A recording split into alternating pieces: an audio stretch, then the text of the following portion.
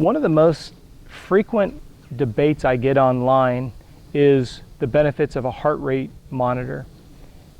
The thing that I find so interesting on the people that say don't train with a heart rate monitor is it's throwing all disregard out to how the body's responding to heat and humidity.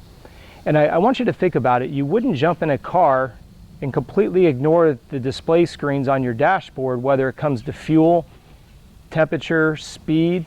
But yet, for some reason, when we get into the world of physiology, we say that we should just dismiss it and just go off of your gut. And I think that's a tremendous error. An added little thought that I want you to contemplate is go to YouTube and look up post-race interviews with any Ironman athletes, particularly at Ironman Hawaii. And you'll see an overwhelming amount of those pros that talk about how they train with the heart rate monitor and they race with the heart rate monitor. They talk about staying within their zones, talking about splitting their energy over the course of the race. And these are people that are champions of that 8-hour event. So when somebody wants to come to me and say, we're going to train and race without a heart rate monitor, I feel that's very irresponsible, particularly as a coach.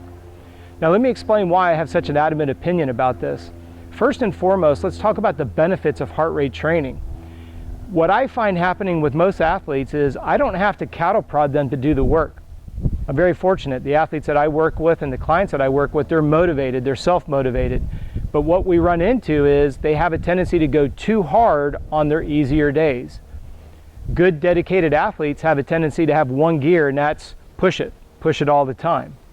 So when I'm asking my athletes to go out and do a low intensity aerobic enhancing fat burning workout, that heart rate monitor actually puts a governor on them. So when they come back from a workout that was supposed to be designed to be an active recovery or an aerobic enhancement, we know what that top number needs to be and they stay below that. That maximizes their training efforts. Let's jump over to the other end of performance. Let's talk about that lactate threshold, that anaerobic threshold. With my clients, we do a max heart rate assessment. We have the 5 heart rate training zones.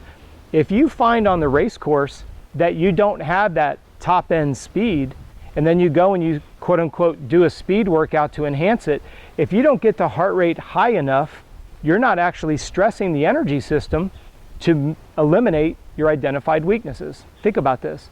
If you're telling me that you don't have that high end gear, if you're telling me that your physical limiter is aerobic threshold, anaerobic threshold, how do you know if you're actually improving it?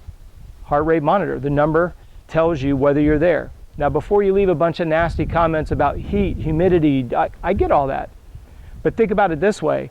If you are, as an athlete, are being coached by somebody with any kind of good credentials, they're going to be cross-validating all of that information. With my clients, I look at temperature, I look at humidity, I look at duration, I look at average and max heart rate. You as an athlete, if you're training under my toolage, you know what your number is on the low and the high end so that you maximize the productivity of that workout. So I want you to keep that in mind. The heart rate monitor can help you hold back on your easy days, which leaves you fresh for your quality days. When it's time to go quality, you know what you need to get into to maximize your training efforts. The idea here is to eliminate a physical weakness. 2 quick little side notes. When you're training with a heart rate monitor, you can use it to shorten the life of a virus when you're sick. I've got another video that discusses that. And the other component is what I was just talking about, is determining your sweat and your fueling strategy.